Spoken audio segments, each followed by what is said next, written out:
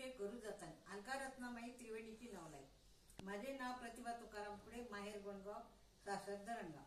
शोभाताईंनी आता 13 अध्यायांची आपली प्रश्न उत्तरे घेतली। त्यात दुर्गा सप्तशतीचे वाचनाचे प्रत्येक अध्यायानुसार फायदे व आपण प्रत्येक अध्याय कसा आहे हे आपण पाहिलेच, हे मी आता सादर करीत आहे। प्रथम अध्याय मधुकैटभ वध।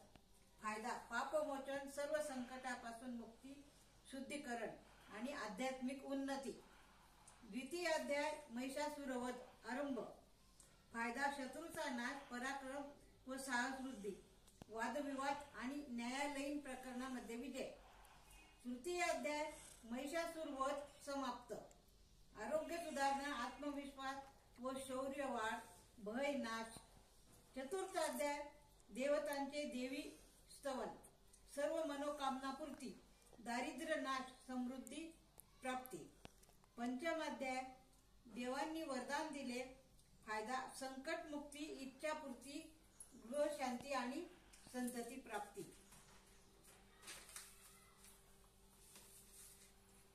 सहावा अध्याय धूम्रलोचन वध। फायदा दारिद्र्य आणि ऋणमुक्ती, कर्जफेडीचे मार्ग वित्ते। सप्तम अध्याय चंडमुंड वध। शत्रूचा नाश, मोठ्या अडचणीवर विजय, आत्मसंरक्षण आणि राजयोग प्राप्ती। अष्टम अध्याय रक्तबीज वध। फायदा दुष्ट शक्तीवर विजय, मानसिक शांती, नकारात्मक ऊर्जा नष्ट होते। नवम अध्याय शुंभ वध। फायदा कार्यसिद्धी, सौभाग्य वृद्धी, वैवाहिक समस्या निवारण। दशम अध्याय निशुंभ वध। फायदा सर्व प्रकारच्या विघ्नांचा नाश, यश प्राप्ती, इच्छाशक्ती वाढवते। एकादशम अध्याय देवींनी वरदान दिले। फायदा संपूर्ण कुटुंबाचे रक्षण, देवी कृपा, समृद्धी आणि सौभाग्य लाभते। द्वादश अध्याय फलश्रुती। फायदा इच्छित लाभ प्राप्ती, सौख्य समृद्धी, मानसिक समाधान। त्रयोदश अध्याय राजासुरथ वैश्य यांचे देवी भजन व वर प्राप्ती। फायदा राज्य, सत्ता, यश, ऐश्वर्य आणि नेतृत्व गुणवृद्धी।